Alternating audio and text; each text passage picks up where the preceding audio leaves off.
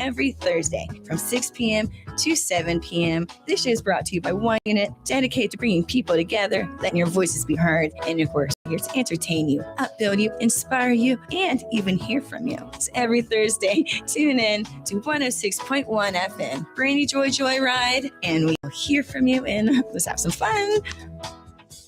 Don't turn it off now. You need this stuff. Tampa Bay's Tan Talk Radio Network.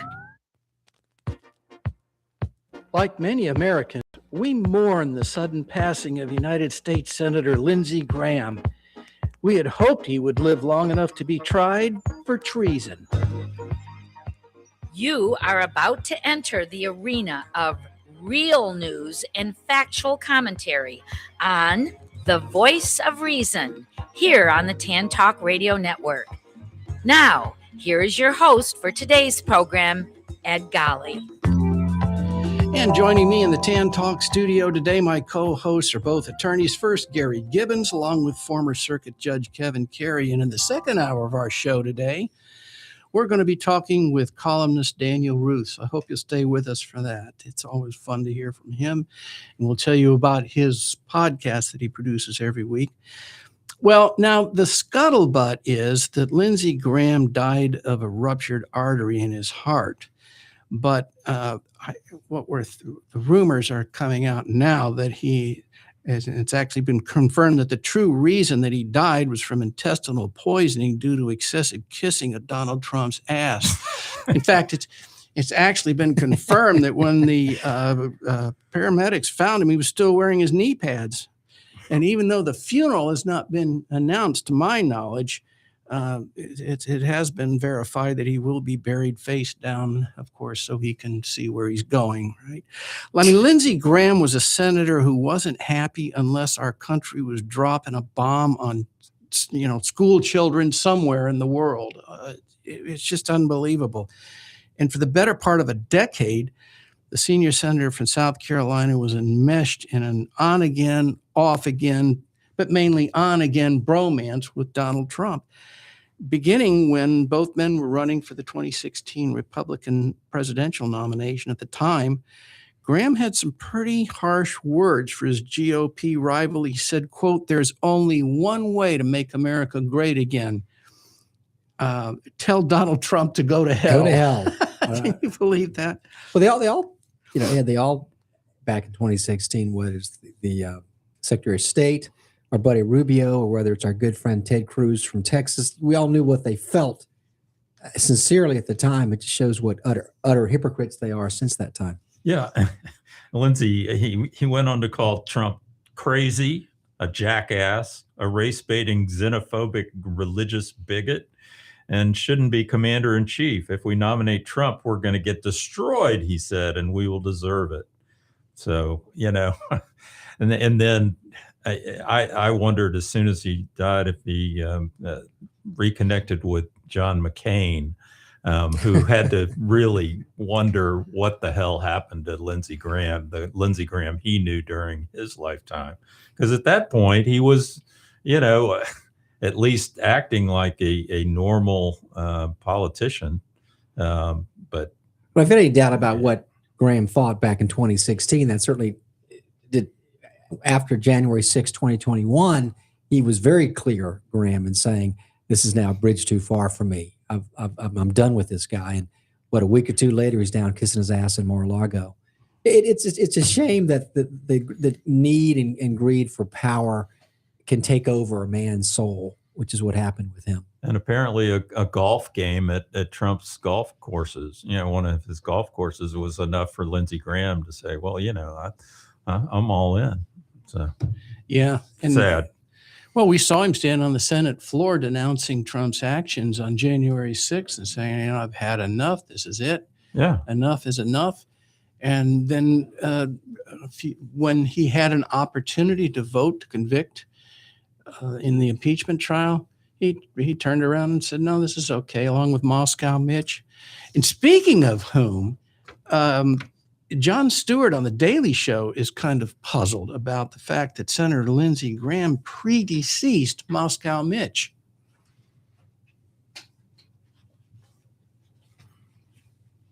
Big Ed, play the comic. All right. Well, I guess we're not going to hear that right now. Anyway. Oh, comic, please. All right. Let's hear Jon Stewart. Won the 2020 election. I'm not going to do this with you. This is a job interview. We've established that you have an obligation to be honest and forthright with the committee. Yes, you do have an obligation to be honest and forthright with the committee. Yes. Who won the 2020 election? Like I said, I'm not going to get into that with you. Well, we're going to keep doing it because you're not being honest and forthright. I'm not going to engage in the. Now, a lot of you may be wondering, as I was, how the did Lindsey Graham die before Mitch McConnell? How the is that possible? It's hard to believe. McConnell was the one who spent a lot of time in and out of hospitals since his Capitol Hill buffering episodes.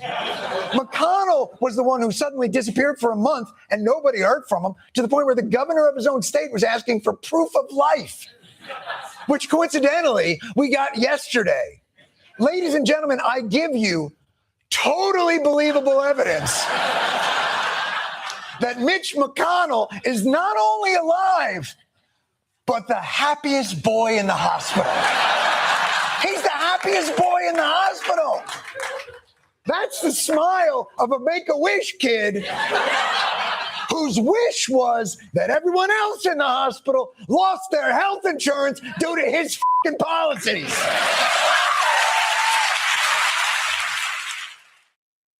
Yeah. To the extent that Graham was not a hypocrite, which he was, and after January 6th, he said, Trump and I, we've had a hell of a journey. I hate to end it this way. Oh my God, I hate it. But today, all I can say is count me out. Enough is enough. So that was, as I was mentioning, was that if the 2016 hypocrisy wasn't enough, then it was even much worse after what happened January 6th. And 2 months after that, he told Axios, quote, I'm trying to keep a relationship with him after the riot. I still consider him a friend.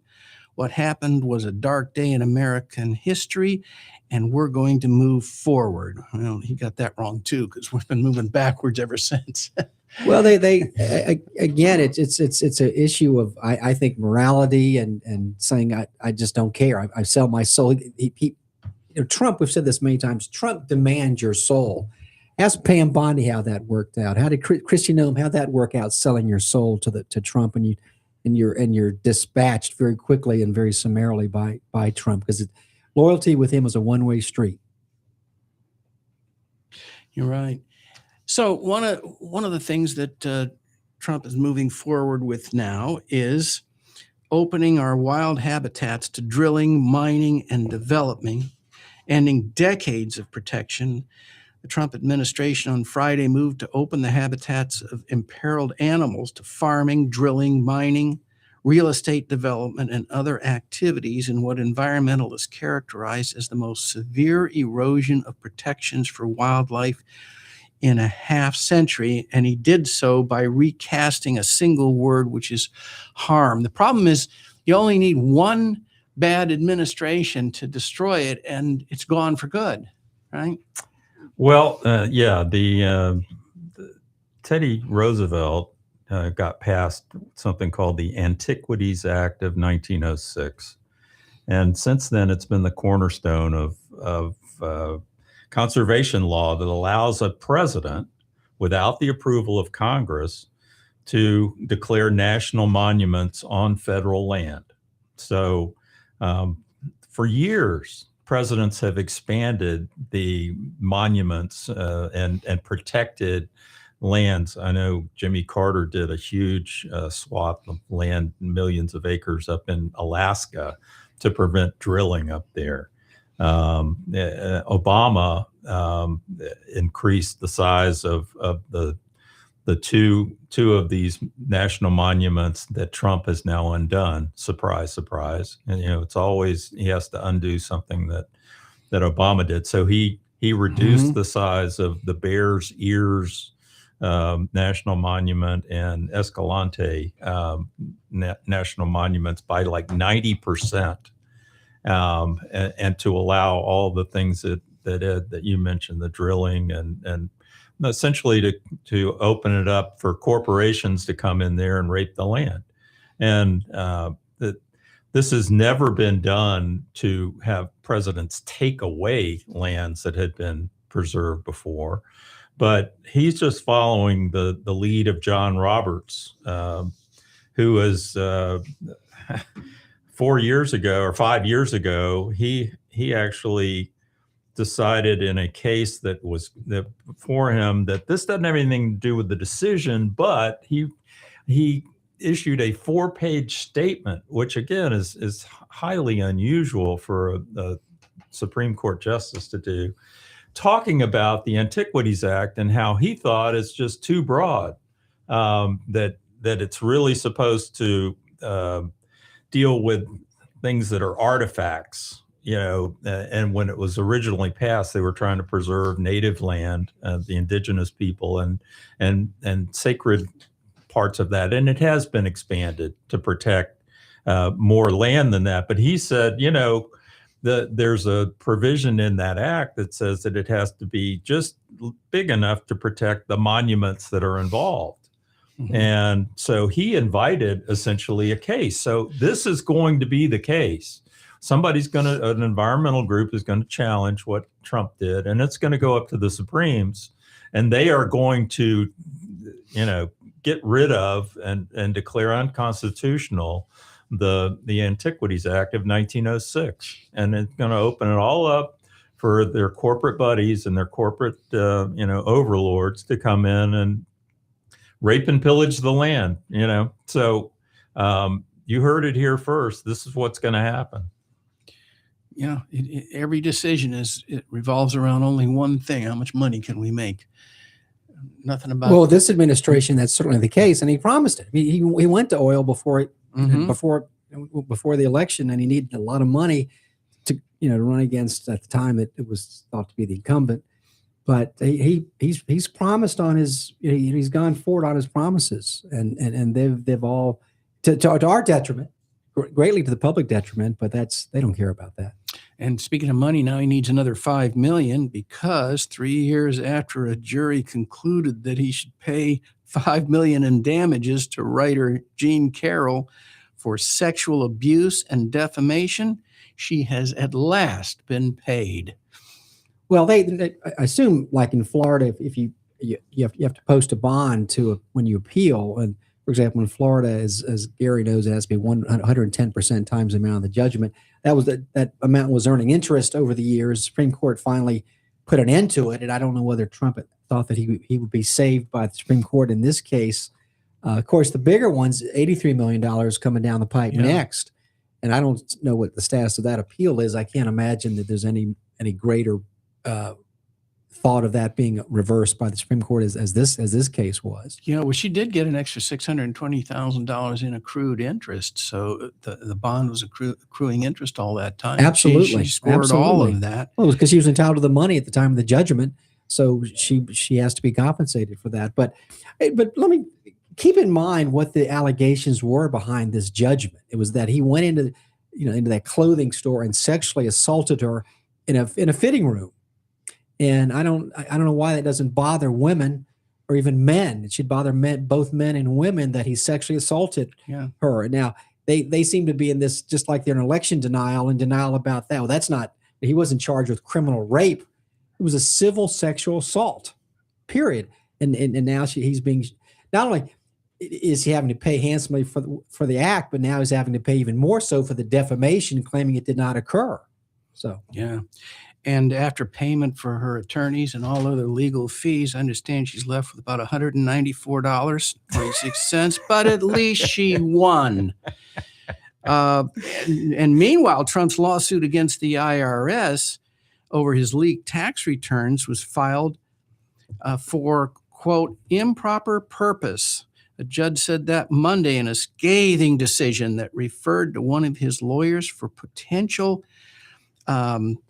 disciplinary action and characterized the $10 billion complaint as an exercise in self-dealing. You know, Ed, you could probably get tired of Gary and I as lawyers saying this, or me as a former judge. That opinion was incredible. The language in it, 56 pages. Yeah, and these Wow. and it talked about sanctioning, bad faith, sanctioning the attorneys, and in fact, Blanche kind of danced around this issue at his hearing yesterday by saying, well, there was no, I wasn't referred to the bar of New York. Well, yes, there was a clear suggestion in there of the New York bar getting involved, the DC bar getting involved with the other DOJ lawyer, and then the Florida bar getting involved with the Florida attorney. There are three different bar referrals, and I can tell you, as a former judge, judges don't do that very often. I never did it. I don't think maybe once in my career did I do in my but Blanche kind of blew it off yesterday. But the judge got it right, Ed and Gary, in that this was a scheme, and we've talked about this on this show many times. They were using the court where there was really no case or controversy. It was all cooked up, and the setting was going to be this judge, and this judge did not stand for that. So good for this judge. Yeah, she called it an improper exercise in self-dealing used to confer judicial legitimacy on a backroom deal. Because Trump controls the IRS and DOJ as president, the court found that the two sides were never truly adverse, meaning no legitimate case or controversy. And the IRS had 20-something defenses to the suit, Wow. including the statute of limitations had run on the claim. And Todd Blanche was asked about that yesterday at his confirmation hearing, and he just sort of, He blew it off completely. It's like first year, your get out of jail free card for a lawsuit is that the statute of limitations has run. Sorry, you had a claim, but it's too late now for you to bring that claim. It's over and done. And they never raised that. Never raised it against Trump. Of course he wouldn't. It was all cooked and baked. And the other part of the sanctions are bar sanctions, and we've been aware of that for a while. That as Pam Bondi is looking at some serious bar allegations in the state of Florida, but also assessed fees, which is the other sanction you can give. And so the judge was using any sanction available to make a point that this should not have occurred. And we're not going to allow you to use the court system in such an improper way. But Trump isn't finished with it yet, because the administration has said it intends to proceed with a separate element of the deal, affording Trump and all his family members protection from audits, something that's never been done in this country. I mean, this is right out. This kind of policy is something that isn't third world banana republic. It would embarrass them. It's unbelievable. Yeah. Trump referred, the judge, Kathleen Sullivan, she referred Trump's attorney, Alejandro Brito, who filed the case for possible disciplinary action before the state bar in Florida, and said another lawyer, Daniel Epstein, will not be granted permission to file within the Southern District of Florida for up to a year. So yeah, what happens with that is if you are admitted to the Florida bar, you can practice in any state courts.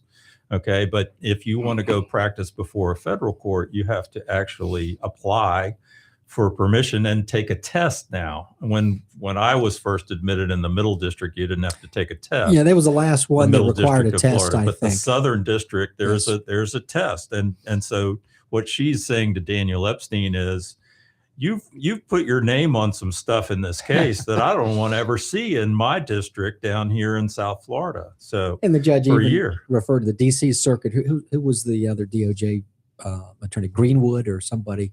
But there was a third attorney who also is a member of the bar of DC.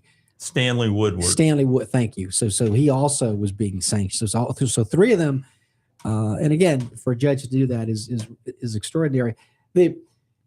Again, we talked some reference about the hearing yesterday with Blanche, which really wasn't much of a hearing, and shame on the Republicans for accepting this, and they know what a horrible job he's done, and lack of due process, just kowtowing to Trump, and they just don't care. I don't, that judicial committee is, there are 22 members, 12 are Republicans, 10 are Democrats. Really only need one Republican to go the other way, that makes it 11-11 deadlock, which I think is enough to keep them from getting out of committee.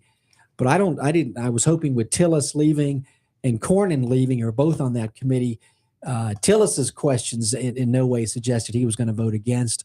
Cornyn would be the only hope of anyone. And God knows our Florida senator, she's not going to go against, she's on that committee as well. She's not going to go against the wishes of Trump. So despite all these disqualifying factors, I think he will get out of the committee, Ed. We'll see what happens on the full floor.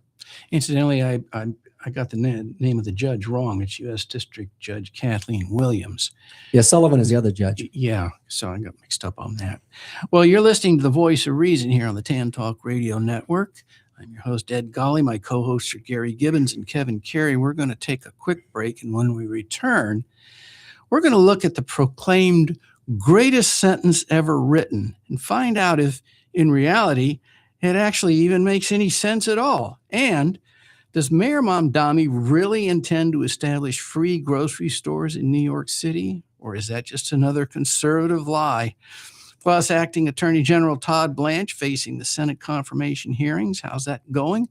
All that, along with more of the issues the conservatives never want you to hear about. Are you a writer, inventor? Do you have questions about your intellectual property rights? Well, tune in every Tuesday and Thursday morning at 11 o'clock for Joy on Paper. Once a month, I will have a special guest, the writer's legal eagle, Bill Larson of Larson & Larson, who can answer your questions. Protect your valuable work. Email me your questions to patsy.radio@gmail.com and then listen in every Tuesday and Thursday at 11 a.m. right here on Tampa Bay's Tan Talk Radio Network. That's patsy.radio@gmail.com.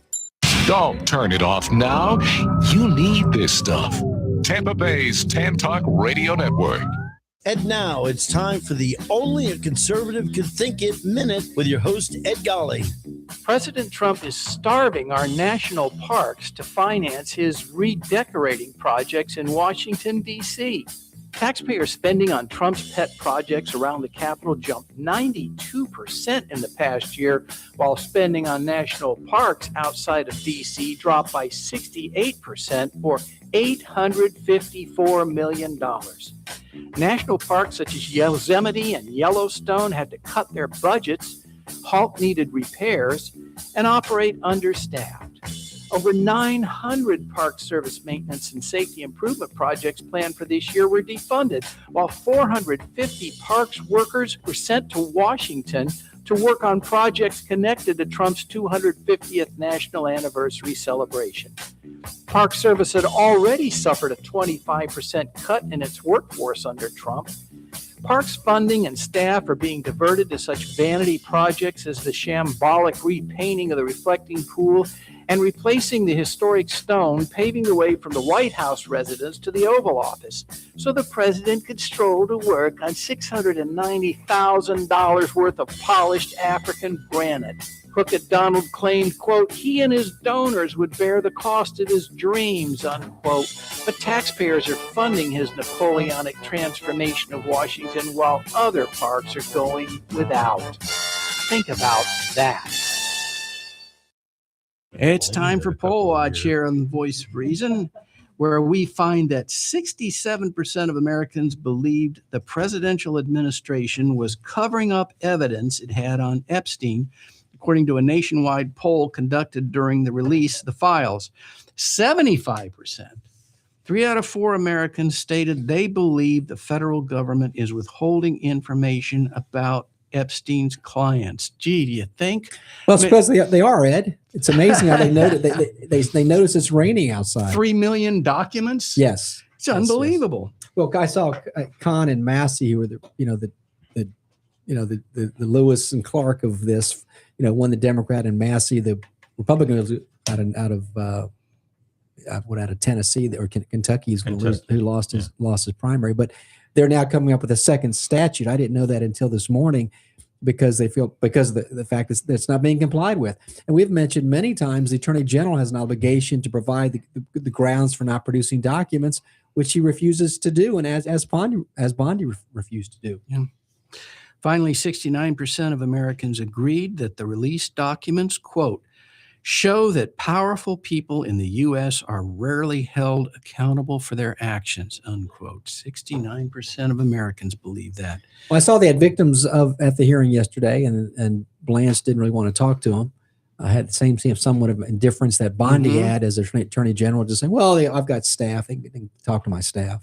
Yeah, and he tried to use the excuse that they have lawyers, as saying, well, they're all represented by lawyers, so I can't talk to them. Said, sure you can. You can talk to them with their lawyer present. And he never wanted to even go down that road. I thought Cory Booker and also our good buddy from Rhode Island, Sheldon Whitehouse, both did a good job. It just, when you talk about it being a hearing as lawyers, you think about a hearing as being much more detailed. You barely scratch the surface. I thought Grassley, the chairman, was way too partisan in what he did. He needs to retire. He's got to be 100 years old by now. But in between, he would read into the record some positive letter. After Cory Booker, who used to be the mayor of Newark, yes, he then introduces a letter from the police chief of Newark saying that he's in favor of Todd Blanche. It's just it's tit for tat. Every time you turn around. It's not. It doesn't. Let's get to the substance. A hearing is supposed to have, in a legal context, cross-examination, that the search for truth. That's not what this is about. And at least Whitehouse and Booker pushed back and said, I don't agree with you. You're wrong. Several times they just said, you're flat out wrong in what you're saying. You're just lying to me. Most of them, the Republicans that were questioning it all, talked about mifepristone, the abortion pill, and they were telling stories about how some boyfriend came in and put the pills in his girlfriend's mouth and made her swallow them and all of that stuff, as if that's the problem. The pill is the problem. No, the boyfriend's the problem. Arrest that son of a gun and put him in jail. But they're whining about the past president too. So anyway, they didn't talk about what Todd Blanche has done. They talked about things that they, on their agenda that they want to get accomplished using him, because they know he'll do whatever Trump asks him to do. And beyond the wrongdoing, they're not prosecuting fraud. This crime is rampant in this country right now, white collar crime, and it's not being addressed. On top of the pardons that are bought for millions of dollars. Yeah. I was disappointed that nobody raised the fact that they tried to bring prosecutions against 6 members of Congress, that had come out and had said, if you're in the military, you have a duty not to follow an illegal order. And they tried to prosecute them. And that was Todd Blanche who said, yeah, that seems okay. And none of the senators brought that up yesterday. I was amazed that nobody said that. Well, I agree. Of course, the court order to come out Monday, the blistering, scathing order out of South Florida that we just talked about. I think there's only so much time you had. Again, I think that's part of the problem. The hearing ends before the day's even over, and there's so much more that they could have talked about, including the topic, Gary, that you mentioned. But Blanche, I would say this, and maybe he was coached this. He did not come in like Pam Bondi, with arrogance. I mean, I thought Blanche at least did a good job. He stayed rather humble. He lied, and his actions aren't changed. But he came in there and he was not as arrogant as Bondi was. Just as an observation. He did have a Freudian slip though. When John Kennedy asked him, "Are you is Trump your friend?" and he said, "He's my lawyer. I'm his lawyer." I mean. I was his lawyer. Yeah, I'm not. But he, as if there's any doubt about, he currently still, that's his number one priority. Well, let's listen to Representative Hakeem Jeffries when he stood on the U.S. Capitol steps to offer his evaluation of Todd Blanche's qualifications to be confirmed as the United States Attorney General. Let me be clear about one thing. Todd Blanche should not be confirmed as our nation's next attorney general. This guy is a Donald Trump flunky. He's presided over an ongoing cover-up at the Department of Justice. Under his leadership, the Department of Justice has been weaponized against Donald Trump's perceived political enemies. And it's Todd Blanche that was responsible for the corrupt $1.8 billion slush fund and the phony IRS settlement. This guy is nothing more than a political hack who's deeply unqualified and unserious, and his confirmation should be rejected by the United States Senate. You know, Blanche continued to not commit to rewriting that agreement to take out that $1.8 million slush fund. And I don't know whether he was just playing games with words, but several senators pushed him to acknowledge, why don't you rewrite this as part of the settlement? It was wrong. And certainly the judge, as you mentioned, Gary and Ed, the judge on Monday was bothered by this, but he continued to not commit to make that change. Yeah, and I think maybe it was Cornyn who asked the question about whether this was an enforceable contract, and raised the question that it involved or tried to give benefits to people who were not parties to the suit, because it lists Trump, his kids, his any of their corporations, and their successors, and all this stuff that the people that weren't before, the court, even in the pleadings. So that's never something that's done. You never give relief to somebody who wasn't even a party to the suit. But Todd Blanche thinks that's okay. And the irony to me is, on the way over here today, when I was listening to the radio, I heard two ads for people who have trouble with the IRS. Call us and we'll make sure that we can make the IRS go away. And those people have to pay dearly, for that. And they talk in those commercials about how the IRS is the most vicious, collection agency in the world, and all of this stuff. And people like you and me are worried about that, right? But not Trump. He has his own bag man in there who he paid $10 million to represent him in the criminal cases, who admits that he loves Trump. And so how does he show his love? By giving him everything he wants, including a get out of tax liability free. Wow. Well, and I would suggest to our listeners and viewers to read that opinion, that lengthy opinion, because it really dug very deep into the problems with this whole scheme. It was a scheme. It was like a criminal scheme where let's play the court system, play the judge. We don't need them to do anything because there's no real case or controversy, but we need to have a forum in which to enact this scheme. Now, with the recent 250th anniversary of the country, a lot of our attention was drawn to the Declaration of Independence, in particular, the second sentence. Sometimes the measure of a politician is his ability to say something that sounds provocative, but is actually either meaningless or quite hypocritical. Abe Lincoln, for example, created the illusion that coming into the South, sending his troops down to burn down your farm, kill all your livestock, all the men in your family, and leave you destitute for 100 years was something that you should be reverent of. But probably the people it happened to didn't quite feel that way.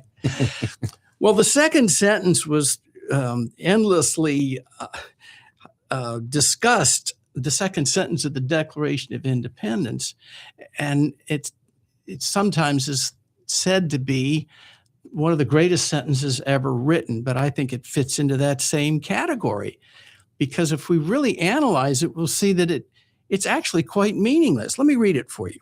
We hold these truths to be self-evident, that all men are created equal, and that they are endowed by their Creator with certain unalienable rights, that among these are life, liberty, and the pursuit of happiness. Sounds brilliant, but what does it really mean? Well, let's take it apart. We hold these truths to be self-evident. The next thing he tells us is something that isn't true. All men are created equal. First of all, we aren't created. We evolved along, with all other forms of life on Earth. We came along on the primate chain. We're related to, baboon, gorilla, monkey, chimpanzee, ape. and we're divided into different races. But none of us are equal. None of us are equal in intelligence, in physical stamina, in our ability to fight off disease. I mean, the closest thing you might get is twins. They're pretty close to equal. But if we brought in, if we looked up 100 people that were born on the same day that Gary was, probably 25% of them wouldn't even be alive anymore. They wouldn't have the same IQ as Gary. They wouldn't have the same ability for income. They wouldn't have the same ability to ward off diseases.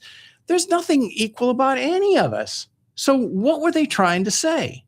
What were Jefferson and Franklin, and I think, was it Hamilton that was mixed up? What is it they were trying to say when they said, we're going to tell you a truth that isn't true? Was it that we should all be equal with respect to government because this document was trying to ward off a king who obviously thought he wasn't equal, right? He was divinely appointed to be the king of all the people, of all of his subjects. So there's no equality there. We're only left to speculate. And then he goes on in the second part to say they're endowed by their creator with certain unalienable rights. Well, if they're unalienable, wouldn't they apply to every human on the planet?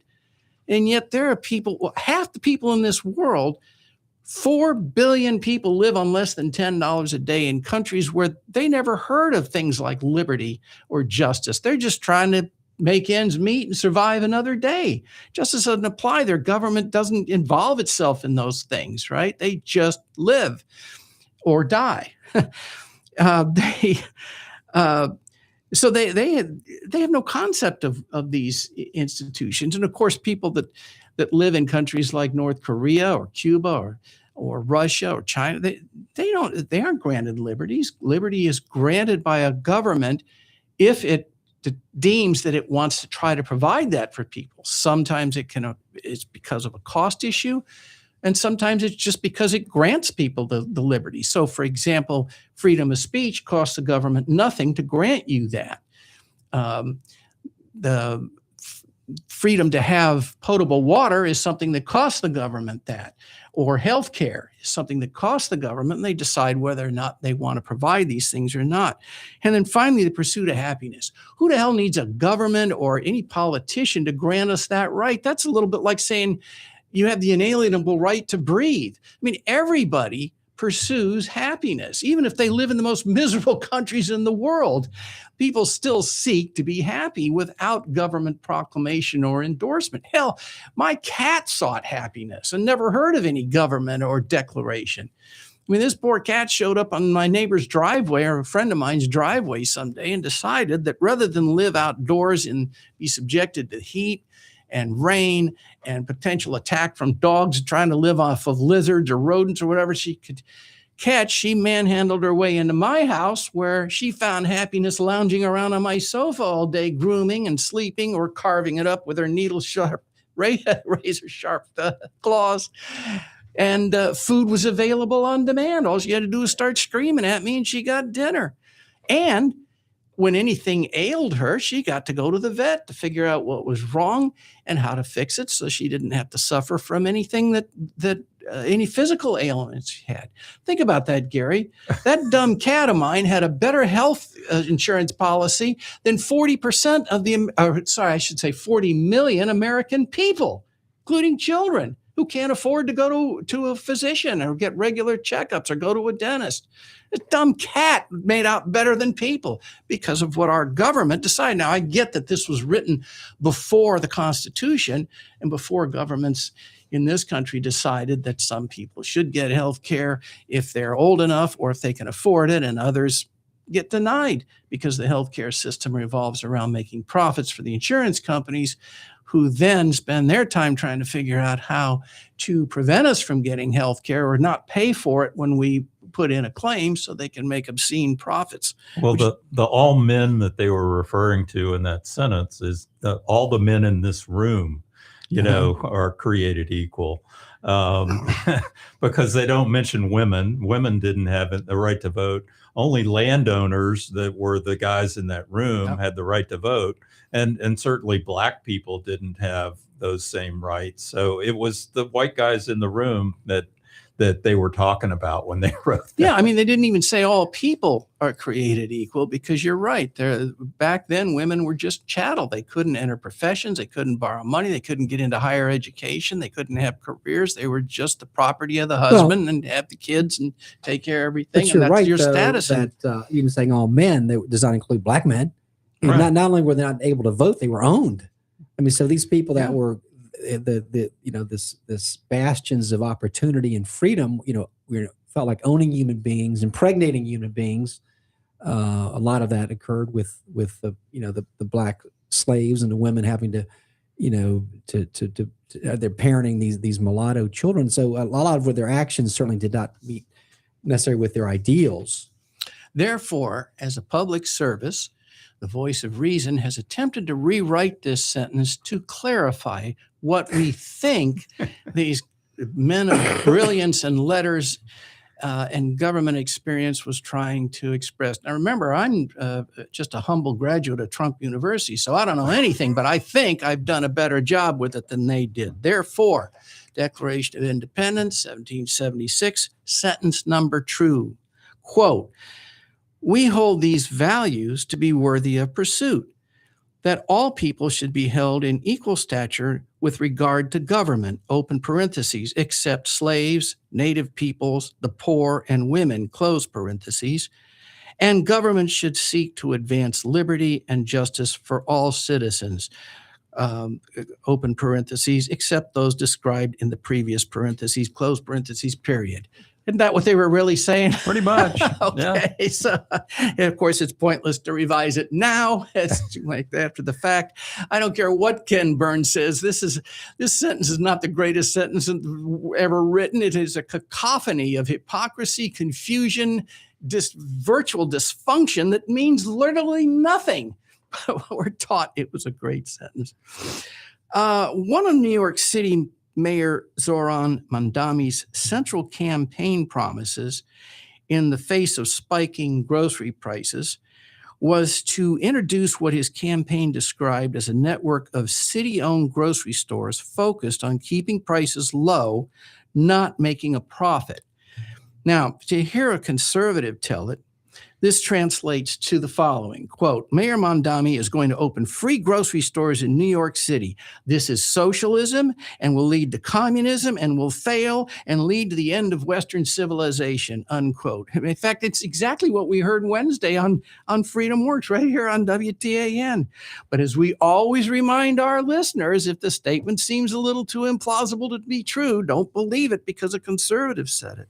And in fact, anybody can research this on the internet. And what you'll find is that no, Mayor Mamdani is not proposing free grocery stores at all. Instead, he's pledged to open a network of 5 taxpayer-funded city-owned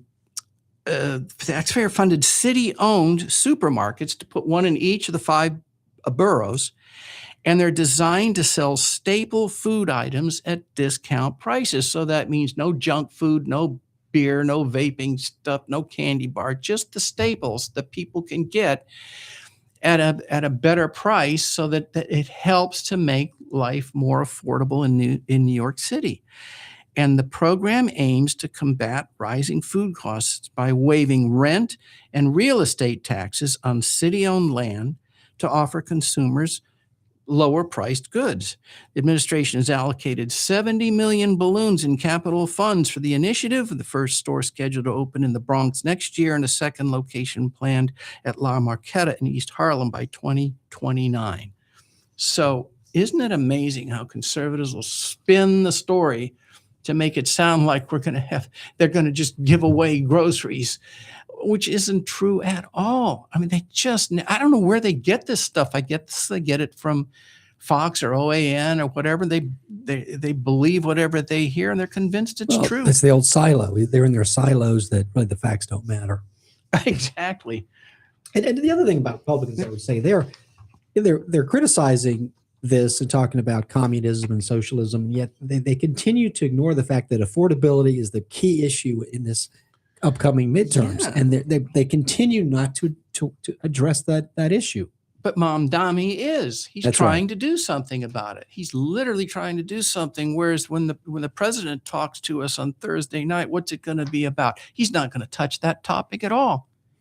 He's not going to touch the topic of the war in Iran. It's all going to be about, I won the 2020 election. The election system is corrupt. Therefore, I'm going to count the votes in November. Think about how crazy that is. 6 years later, he's still whining about this election that over 60 courts said that there was no basis for any fraud allegations. And as happened at the there was the Ossoff with the Clayton hearing. Ossoff, who's running for election in Georgia, was saying, it must be humiliating that you can't even acknowledge the sky is blue. You're so subject under the thumb of this dictator that you can't acknowledge who won the election in 2020.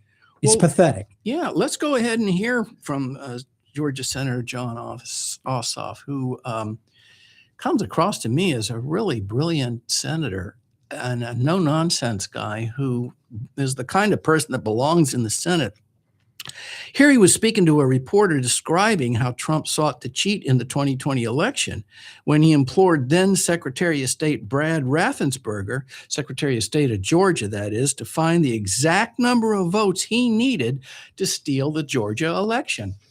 When the president calls Georgia elections illegitimate, and if he calls Georgia's senators illegitimate, he is calling Georgia's voters illegitimate. The president of the United States tried to commit voter fraud in Georgia when he badgered Brad Raffensperger to, quote, find him the exact number of votes he needed to win in a state he had lost in 2020. He is reheating debunked conspiracy theories and launching bizarre new lies because he fears losing these midterm elections. Ossoff brought this up at the hearing. The other hearing that wasn't the Attorney General hearing was the hearing on the Director of National Security or National Intelligence. And as he's called it, a job interview was the term he used. But there'd been, as you know, the prior head of the National Intelligence had gone to Georgia for no reason at all other than to kiss Trump's ass. And I think Ossoff was trying to obtain from this nominee, Clayton, was that his name? Clayton. Yeah. That I think that these shenanigans will stop. This is not the proper place for someone in that position to be getting involved in a state election, let alone 5 years prior at the time. I think it was last year. So you wouldn't get any of that from him. I thought Clayton came across very much more arrogantly than Blanche did. At least Blanche, as I said, I think was new enough to be humble. But the Republicans, the complete lack of any desire, let alone even an intent, but a desire to get to these issues and say, don't you think it's inappropriate for the head of national intelligence to be down investigating some 5-year-old stale allegation of something that happened at a state level? These state elections are run by the states. There's not a national election. But you can't get these Republicans to even acknowledge those fundamental truths. Well, it seemed to be one of the highlights of the whole interrogation, I guess you could call it, the job interview on Wednesday, when Georgia Senator John Ossoff questioned the dishonorable Jay Clayton about the actual winner of the 2020 presidential election. Who won the 2020 election? I'm not going to do this with you. This is a job interview. We've established that you have an obligation to be honest and forthright with the committee. Yes, you do have an obligation to be honest and forthright with the committee. Yes. Who won the 2020 election? Like I said, I'm not going to get into that with you. Well, we're going to keep doing it because you're not being honest and forthright. I'm not going to engage in the theater. You're here asking for the support of senators to lead America's intelligence community. We've established that you have an obligation to be honest and forthright with this committee and with the American public, but you refuse to answer a simple matter of fact about the 2020 election. What is your answer? You refuse to answer a basic question about who won a presidential election, but you asked to lead America's intelligence community? Isn't it humiliating to be unable to answer this question, to have to indulge the president's delusions? We know, you know, everybody in this room knows the truthful answer to that question. Why can you not give it? I think I gave you the answer. Your answers lack credibility. Your testimony lacks credibility. You're being evasive and you're not being candid or forthright. And everybody across the country is going to watch this and know that. I love that reference to indulge the delusions of the president. And just it is embarrassing. It's humiliating to not be able to acknowledge as if you're told you cannot, like 1984, the book about you have to be, the thought has to be told to you. You can't have an independent thought. And he was dancing around with it. I thought he looked very, very poor. Well, the job is to go and meet with the president every day and talk to them about the security risk that we have from all over the world. And if you're not willing to tell him something that he doesn't want to hear, you don't belong in the damn job. I mean, it's unbelievable. When you look back at the election, 2016, Obama was in charge of making sure that the nationwide election was free and fair, and Trump won that. And does he ever complain about that one? No. So in 2024, Biden was in charge of making sure that election was free and fair. Does he complain about that one? No. Who was in charge in 2020? Donald Trump and his administration were the ones that were supposed to say that it was free and fair. And now he's complaining. I guess he screwed up somewhere, huh? Well, and Ossoff made that. It's a good point, Gary. But Ossoff made the first point you're making about him saying to Clayton, "You can't even tell the truth when he's not in the room." Last I checked, he's not in the room. And how can we ever expect you to, as a cabinet person, disagree with him, which is certainly what Trump doesn't want. When you read or either hear or read the recent book that just came out, Trump 2 is very different from Trump 1. There is no dissent in this cabinet. And you see it. It's like North Korea or Russia. But I thought Ossoff did a very good job making the point. He's come out of this stronger than ever. I think a lot of people in Georgia, he'll be a one-termer. He was lucky to win in 2021 in that runoff.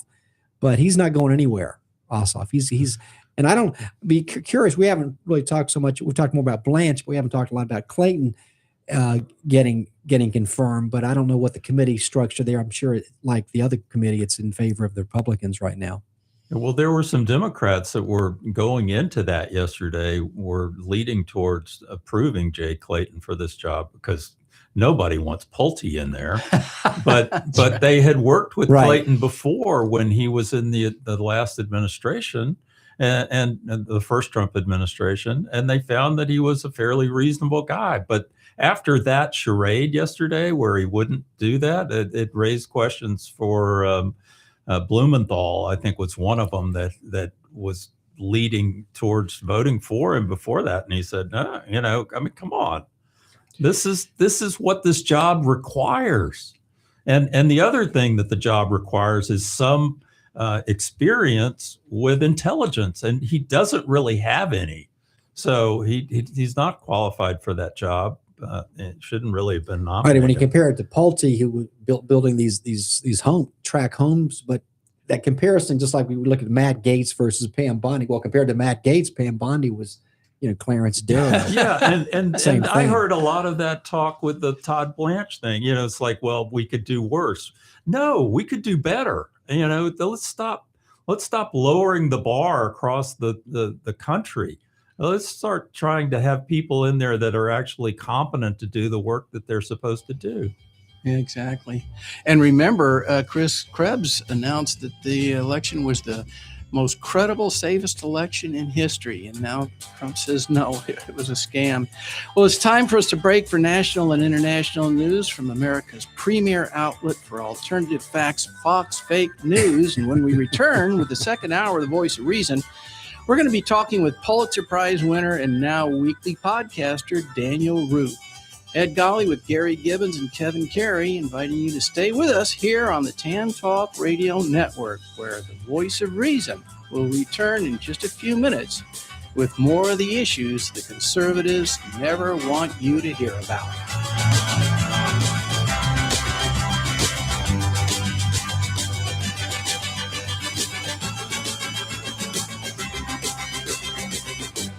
WTAN, Clearwater. FM 106.1. WDCF, Dade City. FM 102.3. Listen.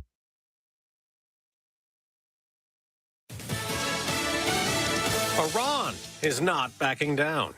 I'm Dave Anthony, Fox News. As President Trump warns the attacks will get worse next week if they don't negotiate again. After 2 waves of U.S. military strikes, first during the day, then 6 hours overnight. Iran has once again been firing at its neighbors. The Petra news agency out of Jordan says that 8 hostile aircraft were intercepted. Iran says these were drones and they were fired at U.S. bases in Jordan. Fox's Mike Tobin also reports from Tel Aviv the U.S. military stopped a tanker in the reimposed blockade around Iran's ports. This is a tanker flagged out of Curacao named the Belma. The U.S. says the big ship was headed toward Iran's primary oil hub, Karg Island. The ship ignored multiple warnings, so U.S. aircraft fired multiple Hellfire missiles into the smokestack. 2 tankers were turned around the previous day. And speaking of dealing with Iran, for 25 years, the term counterterrorism, at least in the West, has meant first and foremost the fight against radical Islamist extremism. Secretary of State Marco Rubio just told an international gathering focused on political terrorism. A big danger now comes from radicals on the left, but is being dismissed and ignored. The very idea that far-left terrorism could be a serious threat is treated as a right-wing fever dream, or worse, as a dangerous fascist conspiracy. It's treated this way by many in the press. Smoke from Canadian and Minnesota wildfires keeps spreading in a yellowy haze, leading to unhealthy air quality alerts. From there, all the way to Washington, D.C., up to Boston. Fox Weather's Katie Burns in Cleveland, where she says you can smell it. The region has been blanketed with heat for most of the week, which makes these conditions unusually dry, windy, and hot, meaning more wildfires can spread even more quickly. That's what led to evacuations in northeastern Minnesota, where thousands of campers were told to leave campgrounds in the Superior National Forest. In South Texas, flooding has worsened as more rain falls. Flash flood emergency alerts now as rivers rise in Kerr, Kendall, and Uvalde counties. America's listening to Fox News. Stay on top of the latest forecast with America's Weather Team in the palm of your hands. Here's the latest from America's Weather Center. It's Fox weather updates throughout your busy day, every day. That heat's going to be out there for one more day. Temperatures being 30 degrees above average. Put the power of over 100 meteorologists and the worldwide resources of Fox in your hands with the Fox Weather Podcast. Precise, personal, powerful. Subscribe and listen now at foxnewspodcasts.com. Connect to Fox News Audio on the Fox News app. Listen to hear your favorite hosts like Brian Kilmeade, Jimmy Fallon, and Guy Benson standing up for what's right, live and via podcast. Just click listen, then swipe right and hear the latest news updates on your time. And scroll down to hear the latest podcasts from Fox News. And it's even easier to listen in the car with Apple CarPlay and Android Auto. Get programming alerts and notifications. Fox News Audio is on the Fox News app. The voices America trusts. Download it now. This is Downtown Dave. How would you like to be able to promote yourself, your business, or someone else's business for less than the cost of one 60-second commercial on many Tampa Bay radio stations? Here's the deal. You can have your own 1-hour radio program on the Tan Talk Network for less than the cost of one 60-second announcement on many Tampa Bay stations. Your program will be on 2 Tampa Bay radio stations and will cover 4 million people in Florida, plus worldwide on the internet in both audio and video. And you'll have a web link for your business on the Tan Talk 1340 website. We provide the producer, the state-of-the-art equipment, pre-production of commercials, and much more. Check it out today. Call Lola O'Brien, the Irish Hawaiian, at 727-510-7622. That's 510-7622. Call Lola O'Brien now, 727-510-7622. Call now and your 1-hour radio program can start tomorrow. Call 510-7622 for Lola O'Brien, the Irish Hawaiian, at the Tan Talk Radio Network. Tune in to the Shrink and Wrap Show here on Tan Talk Radio. Our stories and our topics will include, but are not limited to, everyday issues. We're here for you, for our listeners. We want to know what's important to you. So again, don't miss us on Tan Talk Radio. Tune in again, Shrink and Wrap Show. We'll see you then. The Shrink and Wrap Show at its new time, Thursdays from 4 to 5 p.m. here on the Tan Talk Radio Network. Hi, I'm Dawn Reese with The Dawn Reese Show, most powerful names in entertainment, every Thursday at 5 p.m. I have so many different segments I'm so excited to share with you, from miracle stories to celebrity interviews with Hollywood connections to travel to local business, promoting your business on the air with me, an amazing opportunity to grow your business. Tune in to the Tan Talk Radio Network, 106.1 FM on Thursdays, 5 p.m. with me, Dawn Reese. Hey everyone, it is Brandy Joy with the Brandy Joy Joyride. Feel free to hop in and have a good time with us every Thursday from 6 p.m. to 7 p.m. This show is brought to you by One Unit, dedicated to bringing people together, letting your voices be heard, and of course we're here to entertain you, upbuild you, inspire you, and even hear from you. It's every Thursday. Tune in to 106.1 FM, Brandy Joy Joyride, and we will hear from you and let's have some fun. Don't turn it off now. You need this stuff. Tampa Bay's Tan Talk Radio Network. Now, the voice of reason continues here on the Tan Talk Radio Network. Here again is your host for today's program, Ed Golly. And with me in the Tan Talk studio, my co-hosts are attorney Gary Gibbons and attorney and former Circuit Judge Kevin Carey. Joining us now by telephone is Pulitzer Prize-winning columnist Daniel Ruth, whose weekly podcast can be heard on Apple or Spotify. Just search Daniel Ruth Podcast and look for the martini glass. Dan's career spanned decades with the Tampa Tribune, the Chicago Sun-Times, and the Tampa Bay Times as a crime reporter. He's been an investigative reporter, feature writer, film critic, television critic, columnist and editorial writer. And I think at one point he made the coffee and emptied the wastebasket. I'm not sure, but he's currently a member of the University of South Florida Judy Grenshaft Honors College. Dan, we really appreciate you joining us today. Thanks for being with us. Thank you for having me. I appreciate it. Morning, Dan. Hey, Dan. Big fan. Morning. I want to have you begin with the story that I've heard you tell a few times about the Turkish intern at the Tampa Tribune, because when I first heard you talk about this several years ago during one of your Saturday morning radio broadcasts, it occurred to me that nothing like this would ever happen in the United States. And now here we are. So could you tell us that story and where you think we're heading with respect to journalistic freedom in this country?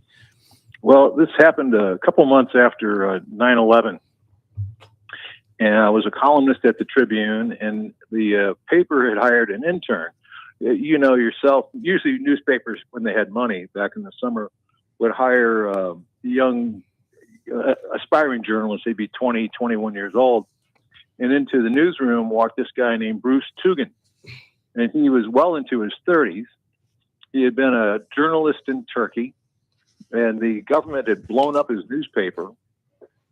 And he had been arrested several times. They had broken all the fingers on his hands. His fingers, they never healed properly, and his fingers were gnarled and twisted. And he had made his way to the United States on some kind of UN program for refugee journalists. Came here, didn't speak a word of English. And learned his English by watching American cartoons, soap operas. Went to Columbia and got a degree in journalism. And he was on his way to Berkeley to do a master's. And so it was several months off. And so he came to the Tribune. And he was a wonderful man. He was my joke about Bruce was he could shave at 9 and have a full beard by 9:30. Anyway, he came to the paper, and a very fine reporter. We got to be friends, would have lunch frequently. And one day, a few months after 9/11, I had written a column critical of George Bush. And I forget, there was so much material to work with, I forget exactly what it was about. But anyway, I wrote the column, filed it, and didn't think anything of it. Came home that night and had a few cocktails with my wife and had dinner, and got up the next morning and went into the paper. And I sat down, and Bruce sat kind of catty corner from me, and he looked over at me and he said, "You know, Dan, if you had written that column in Turkey about the leadership in Turkey, you would not have made it to the office alive."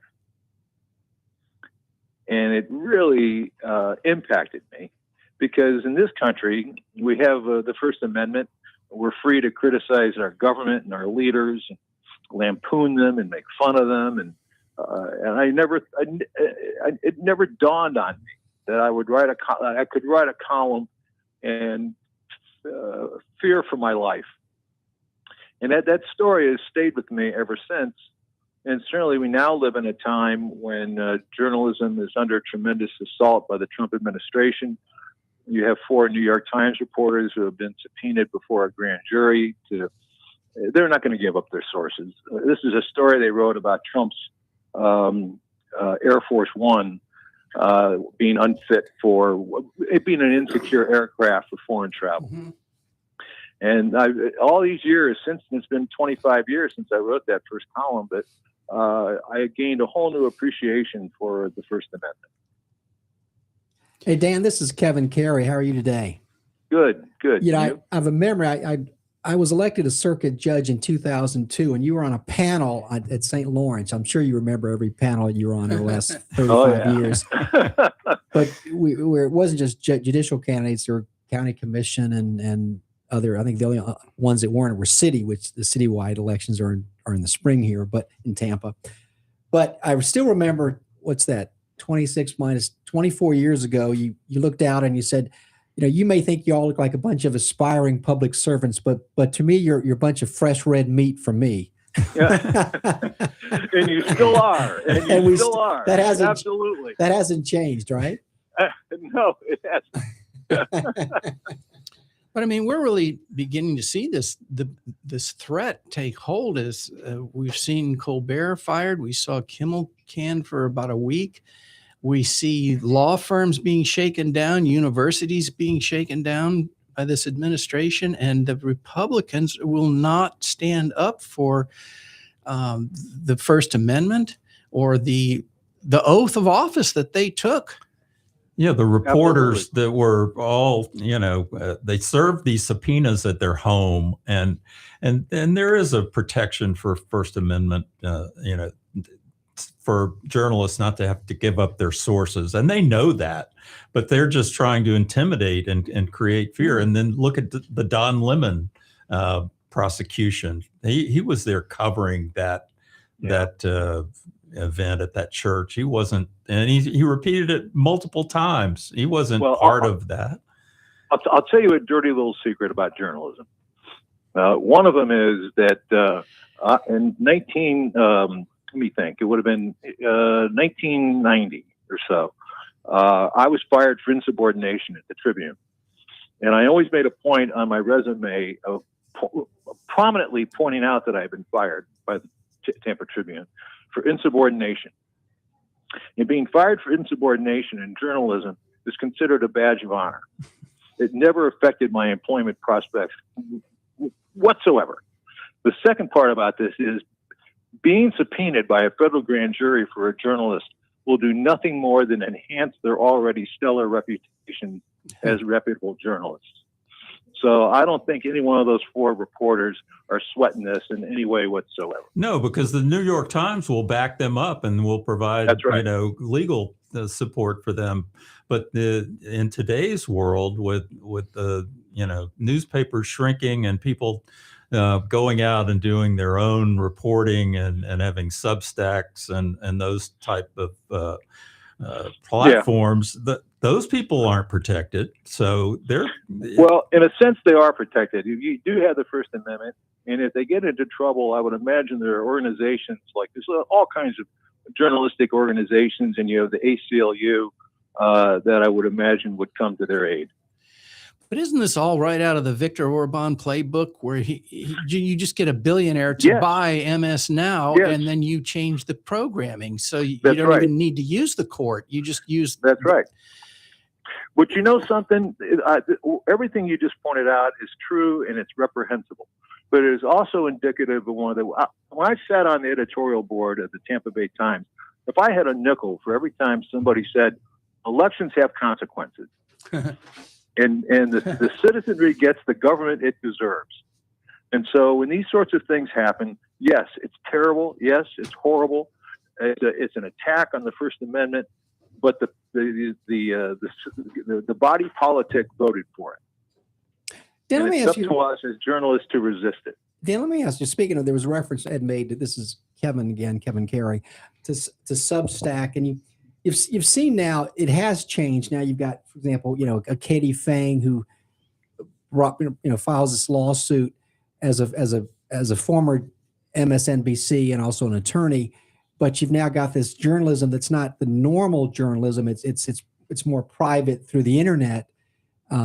And I think there's even been an allegation that the mainstream journalism has given Trump and his allies a pass, for example, on Epstein, the thing that Katie Fang has been pushing and been successful. She got a very strong opinion that, by the way, the Attorney General is ignoring, saying it's too hard for me to provide this information, which is I can't imagine any judge accepting that. But my question is, what differences do you see now? It's very different from, I remember reading your column in the Tribune and Times, 25 years ago. Well, it is the business has changed. The economic model has changed. The Tampa Tribune no longer exists, and the Tampa Bay Times is a greatly diminished newspaper that's trying to do good work. But the economics of the business, irrespective of politics, the economics of the business have really made the print side of journalism extremely challenging these days. And it's not because of Trump. It's because if you go way back, the internet, Craigslist basically struck the death knell for newspapers, because Craigslist just eviscerated the classified ad sections of newspapers, which was a major, major source of income. It's not very sexy, but it was extremely lucrative. And when that business started to shrink, newspapers, saw their profit margins decline. And then, of course, we had the recession of 2008, which greatly affected display advertising. And it's been a downhill, a downhill road ever since. The other thing newspapers did wrong, and every newspaper except two in the United States, was when they created their online presence, they gave it away for free, which really reduced one's incentive to become a subscriber to a newspaper. Right. Do you think the Tampa Bay Times will survive? I hope so. It appears to be hanging on. So, it only publishes a print edition twice a week. Right. The rest of it's online. I still get the print edition. I like holding a newspaper in my hands. But I can't predict the future 5-10 years down the road, though. Speaking of diminishing numbers, Trump's poll numbers just continue to topple. I'm not even sure if he believes it. He's so delusional. But how far do you think he'll go to keep Republicans in power and even potentially himself in 2028? Well, we'll see a hint of that tonight when he gives his speech, which we all know is going to be full of bloviating and blustering and bravado and megalomania. He's going to attack voting machines. He's going to attack mail-in voting, all to undermine the upcoming midterms. But if he tried to run for a third term, I think even you get a strong Republican pushback on that. And I can't imagine a court in the land that would side with him, including the Supreme Court. But what if he invokes the Insurrection Act? I anticipate that what this is all going to be about tonight is that he won the 2020 election, and the election system is so corrupt, especially in blue states like California, Illinois, and New York, that he has no choice but to come in and essentially call off the election because we don't know what the results really are. He invokes the Insurrection Act and then remains in power. And I think that goes to why he's purging all these really skilled and experienced and competent generals out of the Pentagon, because he doesn't want a cabal of them, a seventh day in May or whatever. Go ahead. I don't disagree with anything you just said. I think we could easily be on the cusp of a major constitutional crisis, the likes of which this country has never seen.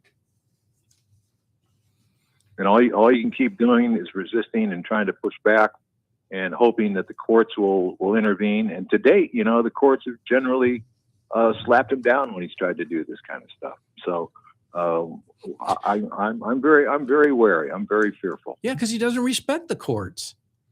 No, he doesn't. Well, he respects them when they agree with him. Nor does Todd Blanche. And what I heard yesterday, though, was that none of the major networks are going to carry the speech tonight. Well, I think that's a mistake. If that's true, that's a huge mistake. They should carry it. In the interest of letting the public see what this guy's up to. If that's true, that's a gross malfeasance on the part of the networks. But how many people believe that there were problems with the election just because he keeps repeating it over and over and over again? Well, his base believes it. It's no one 30%. else does. His base believes it, but no one else does. Well, now, isn't one reason, in fairness to the networks, that they don't carry the speech is because back when somebody like Nixon was president, that was the only way he could get through to us on a television set. And now with the independent cable networks that are running, it's assumed that we all have access to that and can watch his speech on that, so they don't need to interrupt their programming. Isn't that probably what's behind that decision? Well, I got to be honest with you, as a former TV critic, the president of the United States, whoever it is, has a right to address the American people. And if the networks are more concerned with America's Got Talent than airing a speech by the president, we're in big trouble. Okay. It seems awfully odd to me that he's going to 6 years later just keep ranting and raving about the 2020 election as opposed to anything that's more current than that. I think when people keep getting this song is getting very tired, and so I would allow the American people to see it, to finally realize that this guy's all hat and no cattle. Mm-hmm. Yeah, I think they're starting to see that now. Dan, I know that this Supreme Court session that just ended, they have become the most activist court I've ever seen in my lifetime. And they've been overruling precedent left and right. And the concern that I have is that they may overturn New York Times versus Sullivan, which was something that you have probably relied on for a lot of years in some of the columns that you've written. And oh my God, I've been dining out on New York Times versus Sullivan for over 50 years. So for our listeners, what New York Times versus Sullivan was a unanimous decision by the Supreme Court that said in libel suits that are brought against public officials, you have to prove that there was actual malice, meaning that the statements that were defamatory were either made with knowledge that they were false or with reckless disregard of whether they were true or not. Yeah, that's a very good interpretation. Yeah, so that's factual errors and those type things don't get it. They don't hold the standard. You have to really prove that they knew that something was false and said it anyway. And there's one other element. Now, I'll defer to the lawyers here, but the other part of this too is when you're a public figure, you're fair game. And so whether you're a politician or an actor or whatever, an athlete, when you put yourself out into the public arena, you don't enjoy the same privacy rights as a normal citizen. Yeah, and the First Amendment, that ruling affirmed that the First Amendment protects robust, uninhibited, and wide open debate on public issues. That's right. Even if it includes an occasional fact error. That's right. I've been sued twice for libel in my career, and both times the cases were dismissed with prejudice, which, as your listeners know, means it can't be refiled. And so I have benefited from Sullivan. Well, one of the points of that is that, and I think that you agree with this, that when you put yourself into the public arena, no one puts a gun to your head to tell you to do that, and you're getting the benefits of public office. It does come with the burdens of that. We were discussing these when Gary mentioned, Dan, the the complete lack of any respect for precedents, which is really not common. If you look at the history of the court, it moves very slowly. But you had a case, for example, that came down at the end of the term, for example, where they couldn't even get a 9-0 on the express language of the Constitution that said if you're born in the United States, you're a U.S. citizen. So we've got some members of that court that who knows what they'll do, even in light of the constitutional language. Well, I hate to sound like a broken record, but elections have consequences. and people, when Trump ran the first time, he promised he would put anti-abortion judges on the court, and the public voted for him. I don't like it, but that's exactly what they got. Mm-hmm. So, Oops, we're losing you, Dan. You're breaking up a little bit. Plug in the phone. When you go into a voting booth and you're about to cast a vote for the president of the United States, you need to think about these issues. I mean, when Hillary Clinton ran, people said, well, she doesn't really excite me. She's kind of, yeah. Well, look what happened. Mm-hmm. Yeah, I told many people, I don't care whether you like her or not, she would probably have the opportunity to appoint up to 3 Supreme Court justices, and that was reason enough to vote for her. And we had the Merrick Garland episode, and then you had who was the one who died right before Scalia, but also the female justice Ginsburg that came all of a sudden. McConnell took a very different tack toward that, bringing that person in bringing in the new justice very quickly when it's the reality of that was Obama tried to gently ease Ginsburg into retirement because they foresaw this possibility, and she would not leave. Mm-hmm. And that's a big deal because a 6'3" is a whole lot tougher than a 5'4". I think it's and we talked about this, Gary, a few weeks ago with regard to Chief Justice Roberts. He's now unbridled because I think at 4'4", there's some sense of a Chief Justice to be more of a middle of the road. Let's try and gain a consensus. At 6'3", there's no benefit to that at all for him because he doesn't get the consensus anyway. Yeah, and that was the problem when we lost Justice Kennedy. I would fully agree with that. Ginsburg should now be a verb. To Ginsburg is to stay on longer than you should and muck up the court. Dan, let me ask you a question of politics, and I know I'm talking too much, but back on Merrick Garland, what would have happened, do you think, as a matter of politics, if Obama had said, "Fine, I'm gonna swear him in. I'm giving you the opportunity. You're telling me that 7 months, 8 months, 9 months is not enough time. I'm just going to swear him in." Would that have been a constitutional crisis if he had pushed back a little bit? The lawyers here might have a different view on this. My understanding was that he could not make a recess appointment because the Senate would remain in session technically. Yeah. Which would have prevented a recess appointment, if my understanding of the timeline is correct. Yeah, it was early in the year. Yeah, and Mitch just designated somebody to show up and sit up there and try to conduct business, even though everybody else was out of town. It was a complete sham. Although I'm sure that you're more surprised that Mitch McConnell is alive today than Lindsey Graham. Nobody would have thought that a week ago. I've heard that. Can I just say, when Lindsey Graham died, when I'm driving around, I sometimes listen to people like Glenn Beck, so you don't have to. Thank you.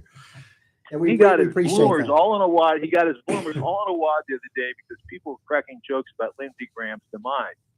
And I'm sorry he's dead, but people were making. Jon Stewart was very funny about it, and some others were. And Beck was just absolutely apoplectic. How this was so wrong. And I'm screaming into the radio, "You dumb son of a bitch." When John McCain died, Trump was brutal. And when Robert Mueller died, he said, "I'm happy he died." And when Rob Reiner died and his wife were murdered, he accused them of being afflicted with Trump derangement syndrome. And the likes of Beck didn't have a single word to say about that. Yeah, exactly right. Good point. I just wanted to circle back real quick to a potential a Clinton administration or even a Harris administration, in that they knew who the real competent players are in Washington and would have assembled a cabinet of skilled, competent people. As I've heard you say multiple times, when you're a president of this country, you can virtually get anybody in the world on the phone and get advice from the people who are the experts on various topics. And this dodo we have now he thinks he knows everything because he doesn't know anything. And his cabinet is nothing but a cacophony of yes men who won't challenge anything he says, which the other thing you've said is that's the primary responsibility of his chief of staff, is when he does something really stupid to say, Donald, wake up, pull your head out of your ass. This is not going to work. You need to stop and reconsider this. Nobody's doing that. So even though we may not like their personalities, or we don't like Catherine Harris's giggle, Kamala Harris, they still would have been able to work with competent people that would help them go in the right direction for the country. My theory of leadership and governance is every successful leader has someone around them. I call them their asshole guy, who can walk into the office at any time and say, Mr. President, you're an asshole. We're doing this or doing that. And they have to be free to do it and know that they're not going to lose their job. That's their job, to remind the president or the governor or whoever it is, the mayor, that they're assholes if you do X. And if you look at every successful presidential administration and successful governors, they have people around them like that who will walk into the office and give them unvarnished, sometimes brutal advice, telling them that they're wrong. And if you look at Lincoln, and his team of rivals, and on and on and on.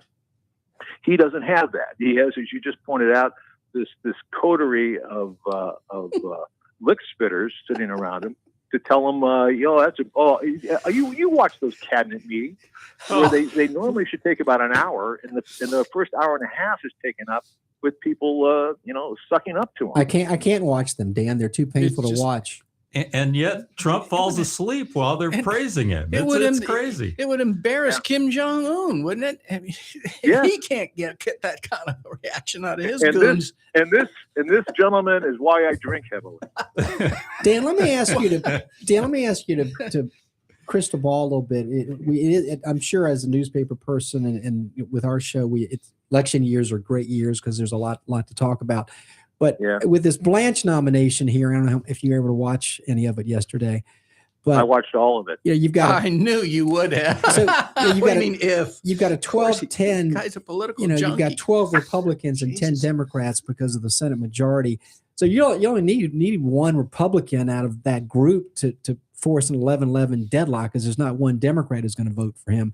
I don't know whether, from what I heard and saw, and we talked about this a little earlier, Gary, on the show. I didn't see Tillis, for example, suggesting, or maybe Cornyn. No. Cornyn should have some ill will toward Trump, given he was primary. But I don't see any Republican on that committee that would force it to 11-11.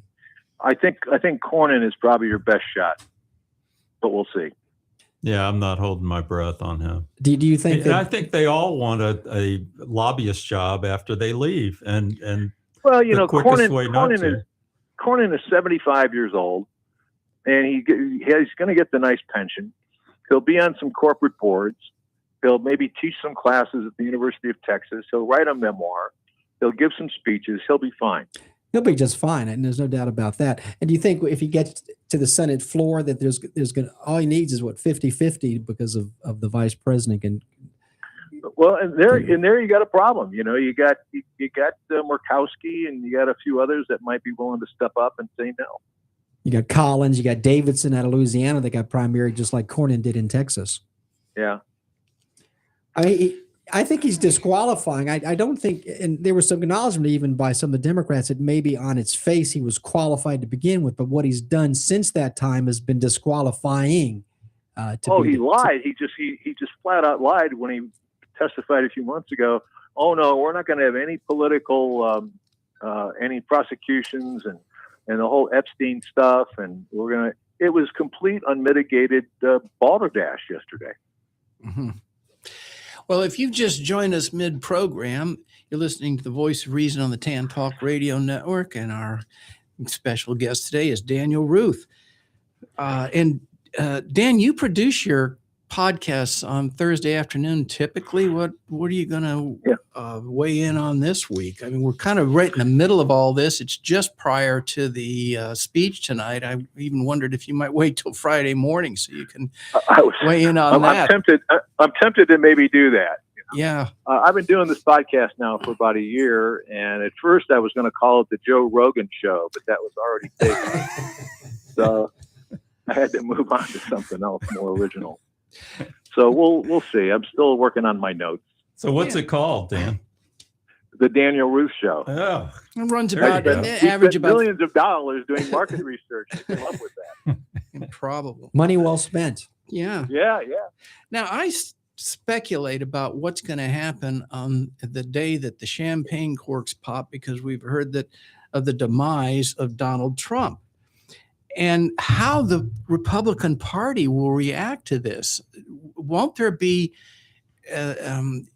different factions of the party that want to try to seize the kind of control that he has over the party and move in and take this dictatorial power of the party and even the country that would actually end up fracturing the party? Do you ever think about how this might turn out?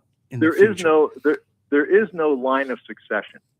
This is the problem with many tyrants and dictators, is that they don't really groom a successor. And really, there's nobody who could be more awful than this guy to succeed him. So I suspect you're going to see a period of time where the GOP is this sort of wandering in the wilderness, trying to figure out what to do with themselves. Did you see the story this week about J.D. Vance and the Secret Service? The helicopter? Yeah, the Secret Service has apparently reached their breaking point with J.D. and his family for their. He tried to use a helicopter to take his son to a golf lesson. As one does, right? I mean, he should have just called up Cash Patel and asked him if he could borrow his plane.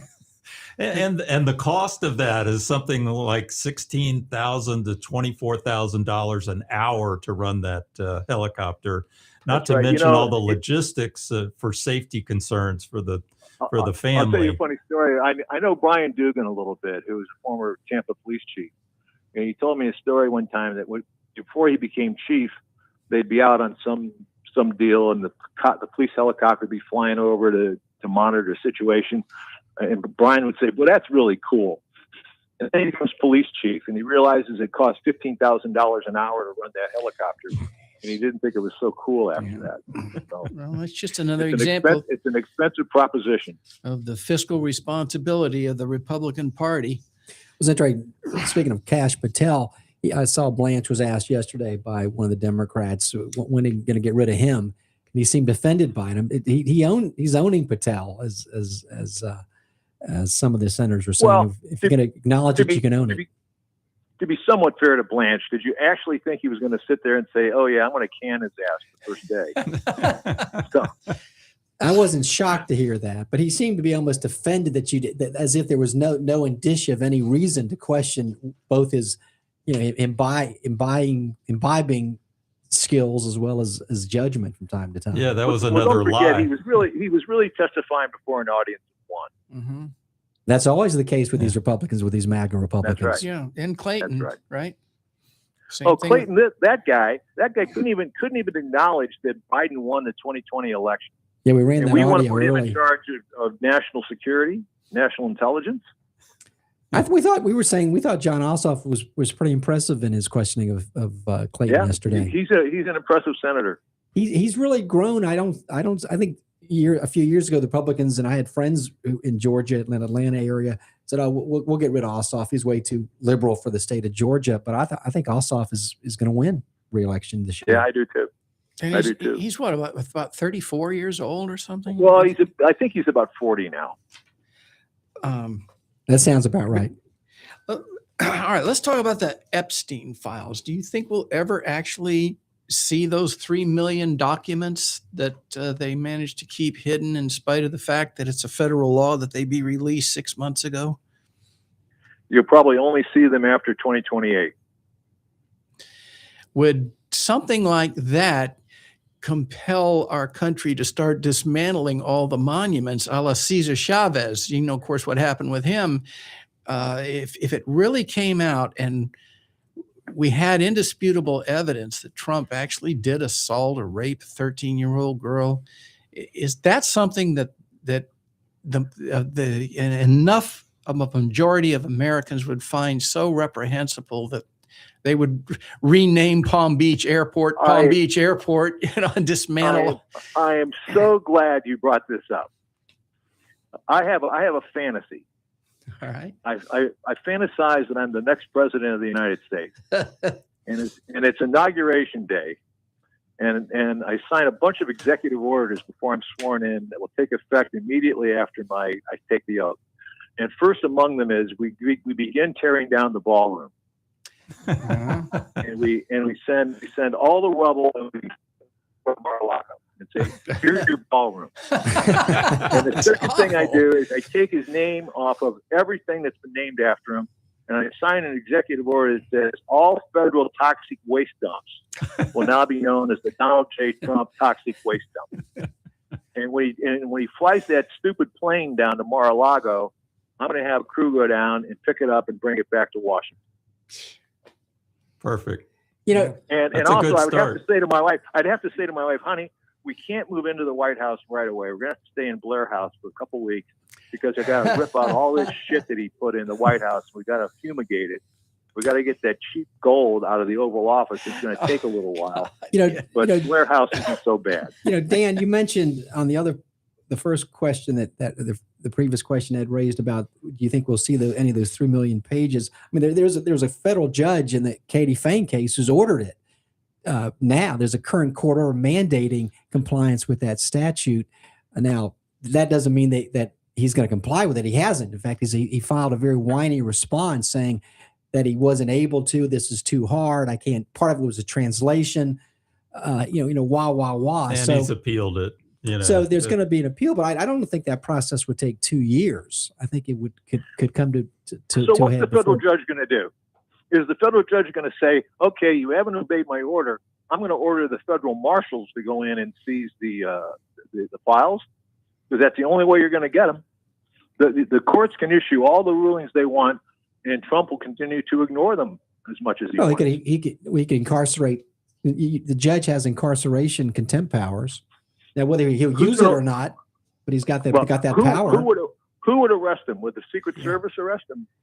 Well, what your go-to is what something Ed has talked about for months is how do you ever now act upon and execute on these orders that a court enters? So that's right. It's a sad state of affairs that we can't. We can't. This is some crazy order. The order from this federal judge was just saying comply with the statute, which doesn't have these exceptions that you seem to want to be making. In addition, the Attorney General has an obligation to provide periodic updates, which hasn't occurred. So, but by the way, I see that now Khan and Massey, they're now having a second statute drafted that they believe would be more clear on some of this. So, but I don't think Epstein is going away. I don't know whether your thoughts on that, Dan. It's going to be. I think Epstein will be a major topic during the midterms and beyond.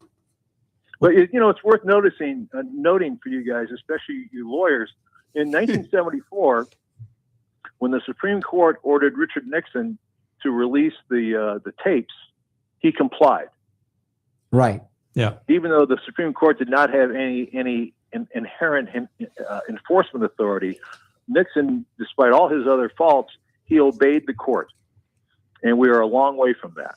Yeah, and the problem with the Epstein Transparency Act is that it puts the onus on the Attorney General to do all of these things, file these redaction reports and all of these things. Guess who's in charge of the U.S. Marshal's Office? The Attorney General. So that's right. He's not gonna tell him to lock him up. That's right. So there's a laundry list of things that really need to be addressed by a real Congress to fix all these glaring holes that we've seen in our system. Well, what the plaintiff wants in that case, Fang is a a general master to be appointed, so the judge, who probably may not have the time to do that, can go through these documents one by one. We'll see if that happens. Well, one of our listeners has called in, has a question for you. Let's find out what this is all about. Thanks for calling. Good morning, Dan. It's Gary Dalton calling in. Nice to have the opportunity to speak with you. Thank you. And you have what I miss a lot is in your columns is all of the great nicknames that you came up with for people. And I wondered if you could recount a few of your favorites, but also we're dealing with the Tampa Bay Rays now wanting to get some public money. And 30 years ago, you were writing about when the Bucks were wanting to get the public money, and you came up with a bunch of great nicknames. Do you have any nicknames now for some of the people involved in the Rays or some of the current elected officials involved? Well, you're catching me a little bit off guard because I have to think about that stuff before I write it. But going back to the Glazers, I remember I'd been using a lot of nicknames during that period of time, and I'd gone out to pick up lunch, and I was driving back to the office, and I pulled up to a stoplight, and this guy pulls up next to me and looks over and recognizes me. And I'd used this nickname that morning in a column, and he looked over at, referring to the Glazers. And he looked over at me at this traffic light, and he said, "Hey, how are Malox and kaopectate doing today?" And that's when I realized I think I'm onto something here. No, Dan, you had a uniqueness that we don't see. We miss that on a regular basis in the paper. Well, I still write one column a month for the paper. Right. Oh yeah. But we look forward to seeing that every month. Yeah, I remember you called the sons of Malcolm Glacier Silver and Spoon. Yeah. Yeah, one was Tweedledee and Tweedledum. Remember that one, Tweedledee and Tweedledum? I once sat down and I tried to add them all up. And once I got to about 150, I quit. And Hello Sucker Stadium Yeah, is always was a classic. Classic. Too.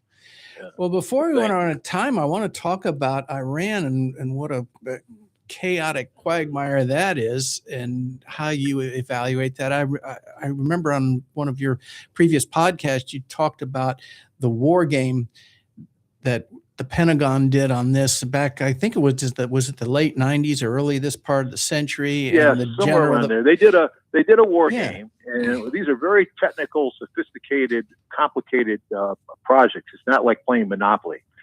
And they brought in a retired Marine general to play the part of Iran in case we ever attacked Iran. And this is like during the Gulf War period. And they war gamed the thing out, and the Marine general was able to sink about 25% of the U.S. Navy in about 20 minutes. And they said, "Well, wait a minute, that's not fair. You're not playing by the rules." And he said, "Well, do you expect the Iranians to play by the rules?" And so we have a long history with this. You know, we fail constantly to learn the lessons of history. We didn't learn it in Vietnam. And we didn't learn it in the Gulf Wars. We didn't learn it in Afghanistan, and now we're relearning it again with Iran. That when you enter into these sorts of conflicts without an end game in sight, you remember Colin Powell's famous line about deploying the Pottery Barn rule. Well, once you break it, you own it. And the idea that you can completely bring a government to its knees simply with air power has proved once again to be incredibly fallacious. So, what are Trump's options at this point? Some of the conservatives say, "Well, just bomb them into oblivion, and we're right back where we started. The strait will be open." But that's not really an option, is it? No, it isn't. It isn't. And let's not forget, in 2018. The Iranians were honoring that agreement. Their fissile nuclear material had been given up by a factor of 90%. They were allowing inspectors in. They were adhering to the deal, and it was Trump that violated and abrogated the deal. And this is the end result. It wasn't broke, so he fixed it. Yeah. But where like can we go with this? What can he do? I mean, with his changing his mind on a daily basis on what course of action to take, just shows that he's utterly scatterbrained. He can't formulate a policy that makes sense that he can adhere to. So it's this is going back to your guys' earlier point. He's not surrounded by people who know what they're doing, and as long as that reality remains in effect, we're all screwed. Well, it's a very unpopular war. I mean, it's not supported. One of the problems you have with any war, but usually as wars go on, they all become unpopular. But this war was never popular from the get-go. No. People understood Iran and knew the reasons why other presidents had not gone into Iran. Yeah, I thought it was interesting that they were relying upon the memorandum of understanding to say that the strait would be reopened. And the Iranians had a completely different interpretation of the wording of that than the Trump administration did, which I found ironic because, Trump, every time you turn around, he's twisting some statute or legal decision into a pretzel to try to come up with a different meaning than everybody else thinks is the meaning of that phrase. And now it's come back to bite him in the ass. Well, we're seeing that when they discuss some sort of solution here, it is remarkably close to the original Obama agreement. Yeah. The problem is getting people to adhere to it. And by the way, can I also just point this out? I am sick and tired of people constantly, when they talk about Iran, saying this has been 47 years of this. 47 years. It's been 47 years that they've been attacking the United States. That's not right. If you really want to understand the full context of this conflict, you need to go back to 1953 when the CIA and British intelligence overthrew the duly elected prime minister of Iran, Mohammad Mossadegh, over a dispute on oil reserves. Mossadegh wanted a bigger cut of the oil that was being taken from his country. And when Great Britain and the United States rejected that, he said, okay, I'm going to nationalize the oil fields. And that's when the CIA and British intelligence fomented a coup, and that led to the rise of the return of the Shah to power. That's the starting point for this conflict. And it was when the Shah came to the United States to be treated for cancer and was out of the country that the mob went into the embassy, right? Right. And that's what triggered that, was he was no longer there to keep them all in line. So, yeah, quite rightly, this started a lot prior to that. I mean, countries don't just arbitrarily hate other countries just because. Right. That's a great point. And I would submit the argument that H.W. Bush did learn the lessons of history when he did not invade Iraq after Kuwait going Iran, into wasn't it Iraq that? It was Iraq. Yeah. With Saddam Hussein, and he was smart. The objective was to drive Iraq out of Kuwait. So he did learn the lesson. Bush was being pushed by his hardliners to go on to Baghdad. And he said, no. That would result in urban warfare, and no good comes from that. And so he stopped it when the initial objective was achieved, and that was the right thing to do. Mm-hmm. Dan, let me ask you, if you don't mind, before time runs out, what's your crystal ball on the upcoming midterms in the House and Senate? That's a good question. As well as the governor's race, perhaps, as well. I kind of fall in line with most of the prognostication that I think the Republicans, the Democrats, have a great shot at retaking the House. They have maybe a lesser shot of taking the Senate, but they can make it a lot closer. And in the Florida elections, if you look at this race as a mandate on Trump, then I think people like David Jolly have a chance. But if it's just a straight up race between the Republican and the Democrat, you take Trump out of the equation. I think I like David Jolly a lot. I know him a little bit. He still has a chance, but it'll be a tight battle. And of course, it could hinge on incidents that happen on the eve of the election, like the email issue with Hillary. Yeah. Yeah. I sometimes think Biden is really responsible for the mess that we're in, but in having appointed Merrick Garland, the attorney general, instead of a really aggressive prosecutor like Jack Smith, who would have had time to get Trump in prison for all the crimes he committed against this country, from trying to rig the Georgia election to stealing the classified documents to try to overthrow the government. I mean, that guy should just drive to the nearest federal penitentiary and check himself in for life. And instead he ends up in the damn White House. But shouldn't Biden have more aggressively pursued this so that there was no risk that he could ever get back in office? Well, that's a fair point, and I don't disagree with it. But don't forget that the Republicans had a chance to excise this boil from the keister of the body politic on the second impeachment. I mean, they all stood there in the floor of the Senate saying he's a terrible guy. He's a terrible guy. You know, January 6th, he assaulted. They had an ample opportunity to get rid of him right then and there, and they ducked it. Mm-hmm. And would you agree that Donald Trump represents quite possibly the greatest threat to the survival of this republic? You don't even have to finish your sentence. You don't even have to finish your sentence. Yes, absolutely. Because of the incompetence and the corruption, and even worse than that, in a certain sense, the stupidity is a threat to our national security. We have never had a president this stupid, which is really saying something when you run through the list of presidents we've had. Especially W. Yeah, but, nobody's ever seen anything people like like James Buchanan and Andrew Johnson didn't have nuclear codes. And if you're stupid, if you're smart enough to know you're stupid, and you surround yourself with smart people, but that's exactly the opposite of what he wants. He wants no one around him, as we said earlier, to challenge him or question him. I agree. It almost I seems agree, as if, and that's the danger. If corruption is a requirement, a mandate to be a serious candidate in the Republican Party, with Ken Paxton out there in Texas, and of course Trump, our own senator, ripoff Rick Scott, who burned Medicare for $300 million balloon, goes straight to the governor's mansion, and now is a senator probably for life. Do you realize?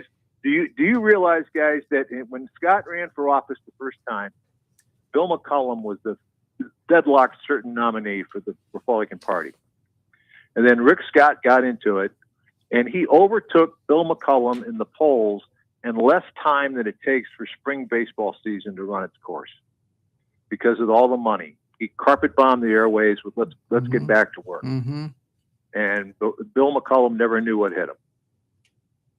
In fact, Scott was so inexperienced in government, he didn't, as I understand it, didn't even realize that governors signed the death warrants for conviction. He didn't even know. Yes, that's true. And here this guy running the show. Well, the current governor apparently wants to execute all the 81-year-old, the octogenarians on death row that have been there for 40 years. Well, we're down to just a couple minutes left. So if Gary and Kevin, if you have any more questions, speak or forever hold your peace. Anything else? Well, do you have any final words? Remind us again about your podcast that we can listen to. It's a couple of years ago, my wife said, you should do a podcast. You should do a podcast. I said, yes, dear. Yes, dear. And then one day she gave me all this equipment. And it reminded me of when I was a little boy growing up in Akron, Ohio. I wanted to participate in the soapbox derby. And my grandmother and uncle ran a lumber business, and they agreed to sponsor me. And they set me up in a little shed with the plywood and the kit to put the car together. And I stood there and looked in that shed and realized there is no way I'm going to be able to put this car together. And I never did it. So she buys me all this equipment for the podcast, and I stared at it for about 6 months and realized I had no clue how to do a podcast, technically. And I had a friend who had just retired recently. He was a tech guy. And I called him up and I said, can you help me do this podcast? And he said, he came over and he looked at the equipment. It's just a small little box. And he looked at it and he said, I don't know how to do this. I said, well, you're already ahead of me because I really don't know how to do this. And he figured it out. And so he agreed to be my producer. And so I finally was able to put it up on the air. Very good. So you're on Apple or Spotify? Apple and Spotify. Okay. Well, our quote for the day is from Betty Davis, American actress. She said this, quote, "One should only say good things about the dead. He's dead. Good." Join us again next Thursday morning, 9 o'clock, for another edition of The Voice of Reason. I want to thank my co-hosts, Gary Gibbons and Kevin Carey, and our special guest. Thank you very much, Daniel Ruth. Give our regards to the bomb share of the Balkans. Remember, you can hear his weekly podcast on Apple or Spotify. Ed Golly reminding you, if the statement seems a little too implausible to be true, don't believe it just because a conservative said it. Make them prove it.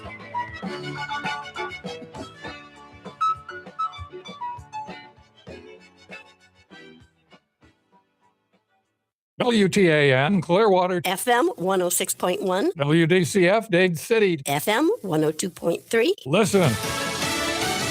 It's criminal lawlessness. I'm Dave Anthony.